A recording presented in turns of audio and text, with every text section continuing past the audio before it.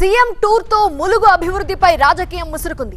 CM చేసిన ప్రారంభోత్సవాలన్నీ తమ హయాంలో కట్టినవే అని బీఆర్ఎస్ బగ్గుమంటుంటే రండి చూపిస్తామంటూ కాంగ్రెస్ కౌంటర్లిస్తోంది.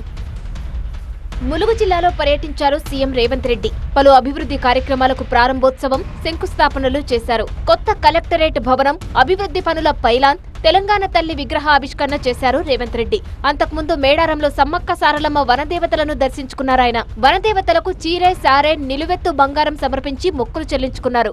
మేడారం గద్దెల సమీపంలో నిర్మించిన వాటర్ ప్లాంటును ప్రారంభించారు. ములుగు కలెక్టరేట్ ప్రారంభోత్సవం తర్వాత బీఆర్ఎస్ నేతలపై మరోసారి రెచ్చిపోయారు సీఎం రేవంత్ రెడ్డి. మాజీ మంత్రి హరీష్ రావుపై సీఎం రేవంత్ పరోక్షంగా ఫైర్ అయ్యారు.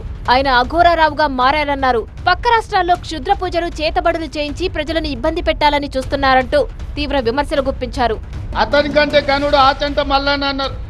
తండ్రి కొడుకులు ఇంట్లుంటే ఆ మేనల్లుడేమో రాష్ట్రంలో కరువు రావాలి, వర్షాలు కురవద్దు, ప్రజలు చావాలి అని తమిళనాడు, కర్ణాటక రాష్ట్రాలలో పోయి అఘోర పూజలు, క్షుద్ర పూజలు, చేతబడి పూజలు చేస్తున్నాడు. ఇట్లాంటోడు ఎవడన్నా ఉంటాడా? అధికారం పోతే ప్రజల సాగు కోరుకుంటాడా ఎవడన్నా? ఇంత సన్నాసులు ఈరోజు రాష్ట్రంలో ప్రతిపక్షంలో ఉన్నారు.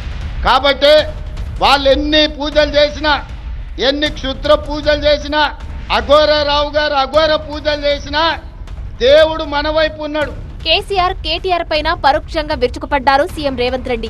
ఆస్తి ఇవ్వాల్సి వస్తుందని ఒకరు సోదరిని ఇంటి నుంచి బయటకు పంపారన్నారు. ఆయనకు బుద్ధి చెప్పాల్సిన తండ్రి మౌనంగా ఉండిపోయారని ఆరోపించారు. ఇంకో పక్కన ఇంకొకడు ఉన్నాడు. రక్తం పంచుకొని తొడబుట్టిన ఆడబిడ్డను కూడా ఆస్తిలో భాగం ఇవ్వాల్సి వస్తుందని ఇంట్లోకెళ్ళి బయటికి మెడలు పట్టి దొబ్బిండు. ఇంత దుర్మార్గం ఉన్నది. సొంత చెల్లెలకే న్యాయం చేయలేనోడు తెలంగాణ రాష్ట్రంలో 2 కోట్ల మంది ఆడబిడ్డలకు న్యాయం చేస్తాడా? కన్న కొడుకు దుర్మార్గంగా వ్యవహరిస్తుంటే దౌడ మీదంగా పెట్టి కొట్టాల్సిన తండ్రి ఫామ్ హౌస్లో బోర్లో వండుకున్నాడు. కొడుకు తప్పుడోడైతే సరిదిద్దాల్సింది తండ్రి కాదా? ఇవాళ సొంత బిడ్డని ఇంట్లోకి వెళ్ళి బయటకు వెళ్ళగొడుతుంటే కొడుకు, తండ్రి మౌనంగా ఉన్నాడంటే ఆ నేరంలో తండ్రి కూడా సగం భాగం ఉన్నట్టే. ములుగు వచ్చిన సీఎం ఇష్టం వచ్చినట్టు మాట్లాడుతున్నారని ఆగ్రహం వ్యక్తం చేశారు బీఆర్ఎస్ నేతలు. కేసీఆర్, కేటీఆర్, హరీష్ రావును పదే పదే విమర్శించే రేవంత్ రెడ్డి అసలు ములుగు కలెక్టరేట్ కట్టింది ఎవరో తెలుసుకోవాలన్నారు. బీఆర్ఎస్ చేసిన పనిని తాము చేసినట్టుగా చెప్పుకోవడం దారుణమంటున్నారు.